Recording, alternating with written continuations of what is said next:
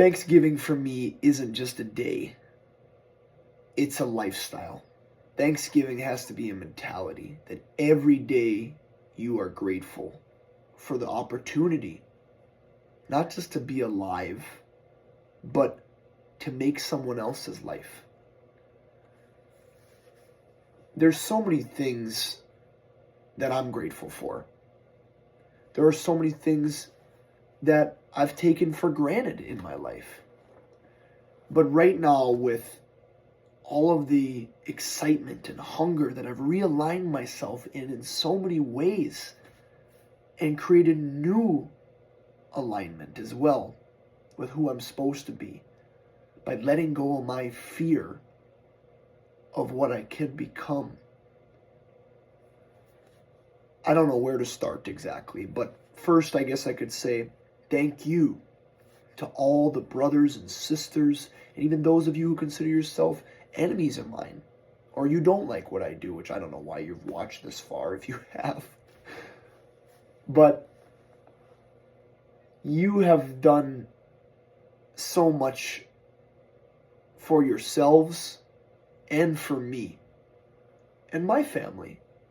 The legacy that we're all going to leave, because we're all connected here on this earth.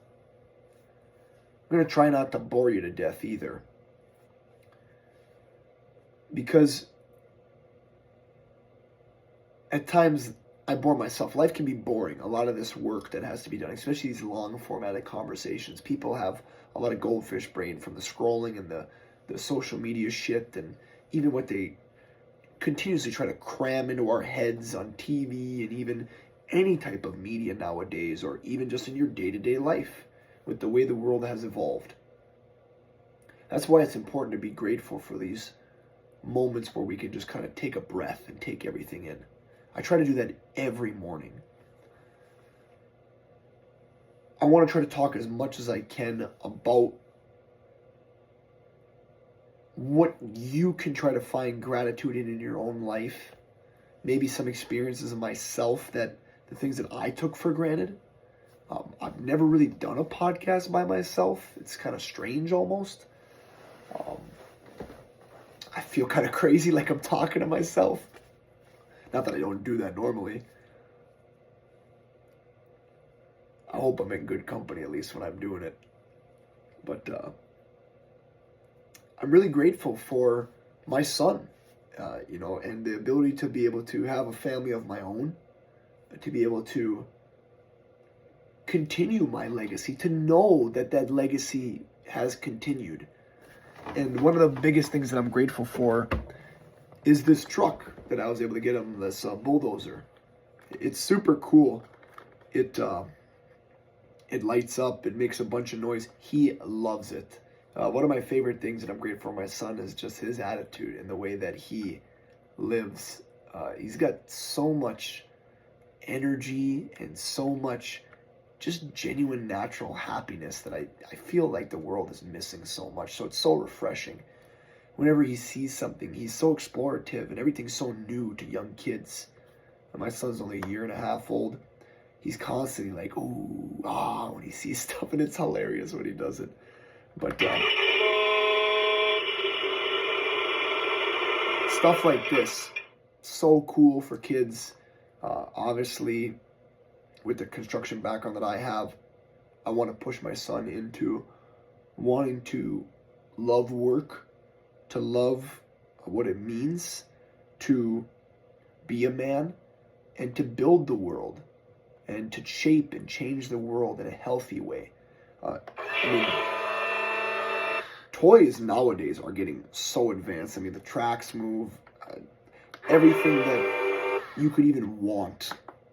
There's so many cool things with how the world is evolving. But I think in a lot of ways we have de-evolved as people as well. We love so many materialistic things. For me, it wasn't about the stupid truck. It wasn't about being able to get my son a gift. It was about the experience, to see his reaction and to see his excitement, that innocence, to continue on. I thought I would understand what it's like to have a kid, but you don't really get it until you really sit there for a while and experience it. I remember when my son was born, it took me like a good 8 to 10 hours to like really feel it. Obviously, like I felt the excitement and the gratitude, for his mother and for everything else, the experience of being a father. But holding him that next day as the sun rose up and I was looking at him, and I remember just breaking down into tears and uncontrollable crying because I was just so overwhelmed with the fact that I get the chance to be a dad. To see, and some of you, maybe you don't like kids, you don't want kids, you don't understand this, and maybe you've already tuned off or tuned out mentally as well. Maybe you turn the whole video right off. But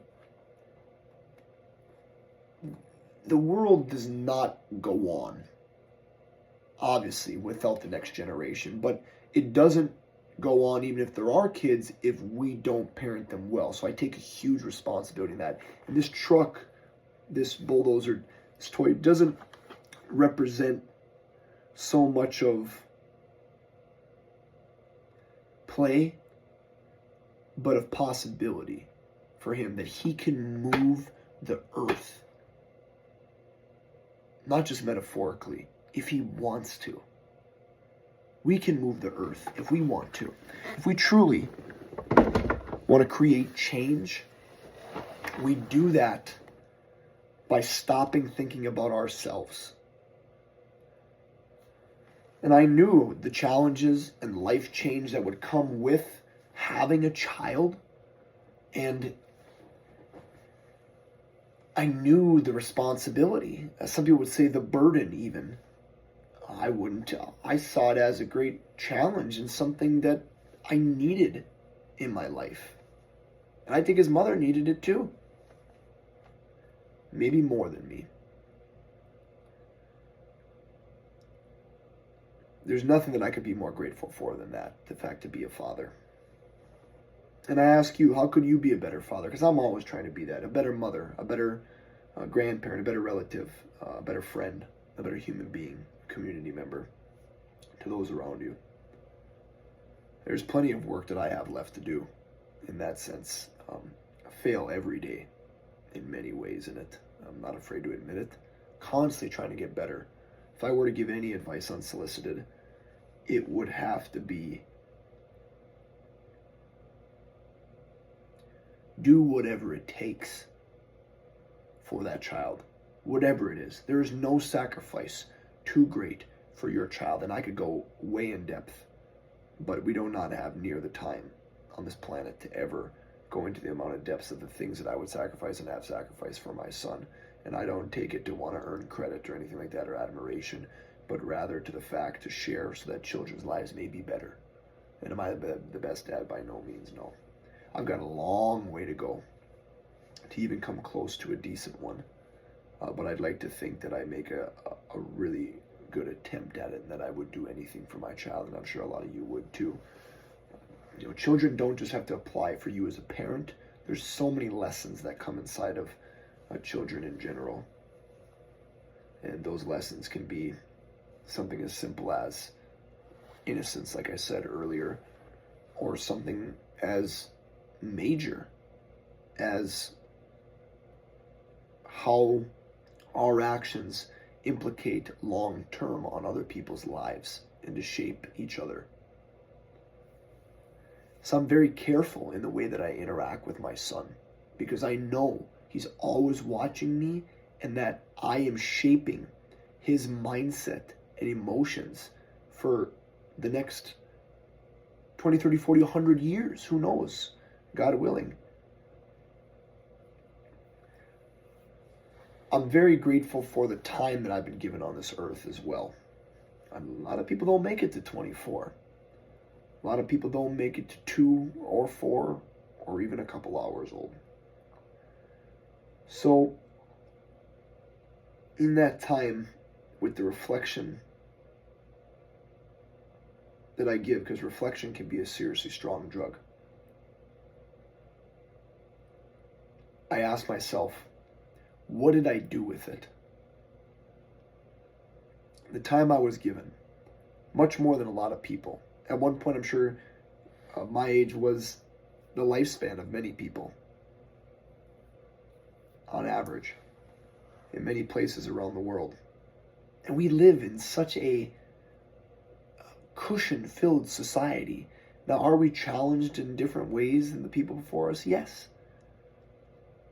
But I think everybody would agree that life has never been easier to survive physically, maybe mentally or emotionally, it's all different. But, I mean, really, I would argue in a lot of ways, life was better before, 2025. But as the year rounds out, the time that I've been given this year, I have maximized as much as possible.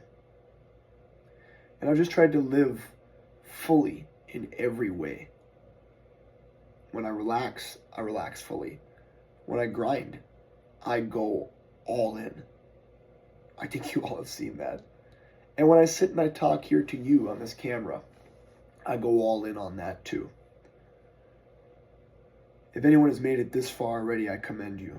You're the 1% of the 1%, and you're fixing your brain by watching long format content to kind of scrub those parts of your brain. I think after you watch a good podcast, which I don't know if this is or not, that's up to you to decide for yourself, but it's a way of cleansing. You almost feel like your brain's been massaged because you fix it. Like, I've been trying to do more of just life and to get away from all this screens and media, and especially it being, part of my career, what people call it, what I love. I love my life. It can be very overwhelming and create a lot of anxiety at times for a lot of us, and mental health struggles and emotional struggles. So it's important to what the trend is nowadays to just live life raw, to just raw dog life without all this shit is what I guess the young kids are calling it nowadays. I try to stay hip to the jive. God knows I'm not. But my old soul always tells me that the world is meant to be experienced, not to be tolerated, not to be ignored. Don't be oblivious to the things in life that you should really want to experience. I'm grateful for my mentality too, for what I've been given and what I've earned in my mentality. I know maybe a lot of times it rubs a lot of you the wrong way.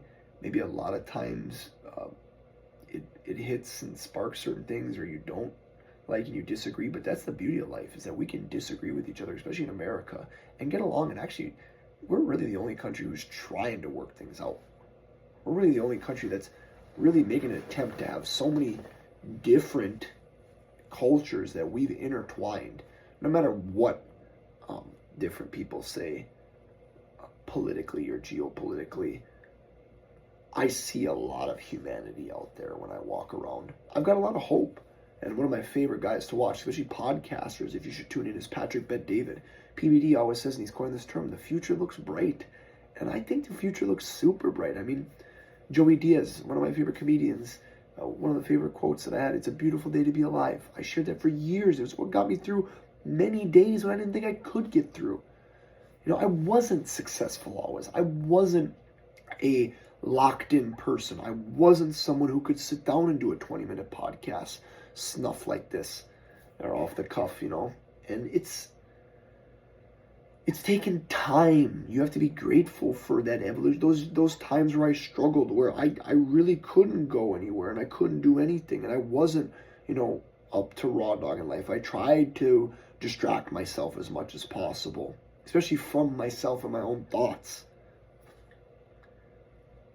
Now, to be able to help people reassess their life, because I don't do anything, I just try to be a good listener, and I try to show people what's possible by defying the odds like I always have. So I guess if I were to say anything about me and my life to try to round this out, I've defied the odds in many ways, from being born, my mother had cancer. She had breast cancer and then leukemia. She was one of a very early, at the time, was almost like a clinical trial, and it wasn't a practice thing, a bone marrow transplant, whereas leukemia, like a cancer in the bones, a woman flew from Germany all the way to America because she was a match. Her name was Wolfgang. Pretty cool name, pretty badass name. And saved my mother's life. It was a success, a Mayo Clinic. We did a lot of trials there, and I say we because I wasn't born yet, but I felt like I was along for the ride some way, somehow. But after that, my mother being in her late 30s was not a candidate to have a natural birth again or pregnancy because of the chemo, radiation, the surgeries, the stress, and everything else. Had left her unable to because of the viability of her eggs. And there was donors, failed before, what they call a surrogate, where women donate their eggs to another woman to help the birth and to get the ability to be pregnant. And eventually, I guess it took, and obviously, I'm here. My mother carried me inside of her womb, but out there somewhere, there's a woman that I don't know that I have to give thanks for my life. And I don't know anything about her, and that's what's great. I think that I have the humanity I have because I don't know entirely who I am, and it's been something I've actually been super grateful for. It's never really rubbed me the wrong way, ever. It's led me to respect every culture, every person, because I could be part of that person's culture. I mean, we're all humans. There's one race, the human race. But I could have been an ancestor or a relative to any of you out there, to any person in the world. That's what's amazing about my life, that I've really had a lot of gratitude for. And because of all that and those factors, that's why my chance of being born was 0.00000000001%, like 15 zeros, because of all the statistics and the math that adds up to even be born in the first place, plus the challenges. I'm not supposed to be here. And the fact that I get the opportunity to do life, especially the fact that I've gotten this far, what are the chances of that? I could name 100 other reasons why I've defied the odds, but my mother defied many more odds than I did. And so I have extreme gratitude for her, and I miss her every day. I wish that she could be here to see my son and to see him flourish and thrive and grow up and to celebrate with us, but I know that she's still here. And it actually made me into the man that I am today. Her death at my age of 11. And she told me all that. I didn't know any of the stuff about how I was born until a few weeks before she died. And first I was angry, and it shaped me into a lot of things. It shaped me into a man at a very early age, where I saw the complexities and the reality of life. I never knew my mother had cancer. I just thought that she was sick and she stayed under a blanket, and I didn't know. You're a kid, you don't know. So without that, it was I don't know where I'd be right now. But everything happens for a reason. I would never do it over again if I had a time machine. I'd love to ask her a few questions to know her answers, but cherish every moment with your family on this holiday, because you never know what it's going to be. And even if you're at odds with your family, because I remember even 11, I didn't understand what my mother told me, and the last things I told her was, I hate you. And I didn't see her because I went to like some summer camp, and I missed her death. So you never know the regret that you will live with. You'll never know the reality that's going to hit with it. And maybe some of you have heard this story before, but I think it's important to share it every chance I get, because I don't know when my day is going to come. So I hope that I can go out spreading a positive message. And I know I was a kid. I know, I didn't mean it. You know what I mean? At the time, as an 11-year-old kid, you mean it. because you're confused and you're upset and you don't get it. And naturally, as a human being, when we don't understand things, we fear them, we get angry, and trust me, I've forgiven myself, and I'm sure she forgave me. At least I hope so. But you still have to live with that every day. And some days I think about that, some days I don't. But every day I wake up, I fall on my knees. And I am so grateful for the opportunity, even in my worst moments when I'm upset and I'm lacking that and I'm taking things for granted. There's something inside of me that tells me the truth, that this is a blessing just to have the opportunity to come on here and talk to you guys on this podcast. Born to Break is about breaking the limits of your own mind and your own ability. I didn't think I'd be able to even share these things, let alone do a 20-minute podcast by myself, and the limits that we've broken this year with Nature Born.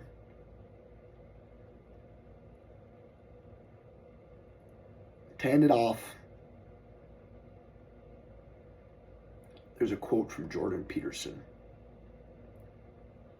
And it is,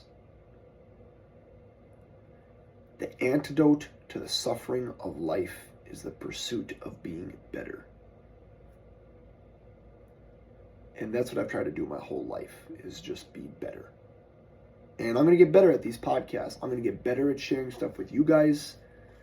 Get better about sharing some of my dark moments where, I've put guns to my head and I've tried to pull the trigger, or, been on, super hardcore drugs, trying to figure out my life, trying to fill a void that, never will be.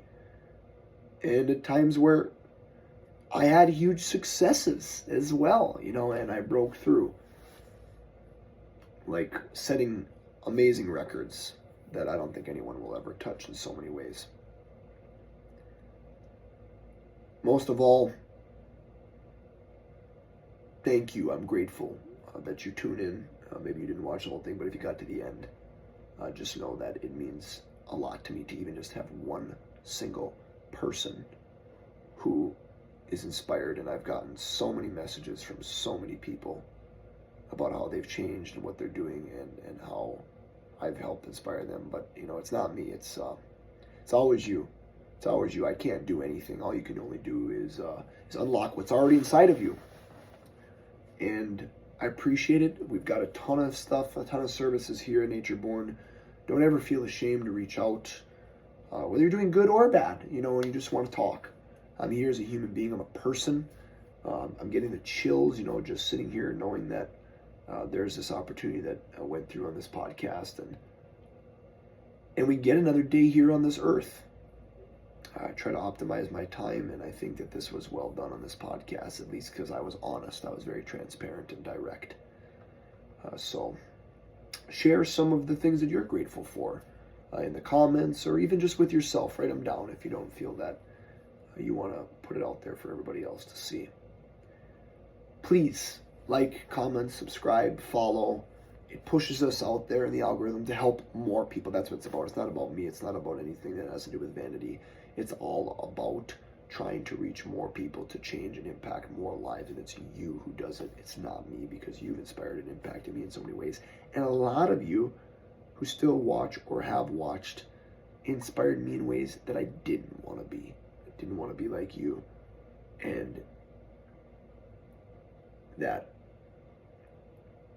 maybe you don't truly like, which again, I don't know why you've watched this far if you don't, but that you don't like what we're doing. But it's selfishness that does that. And hate is very easy in this world. So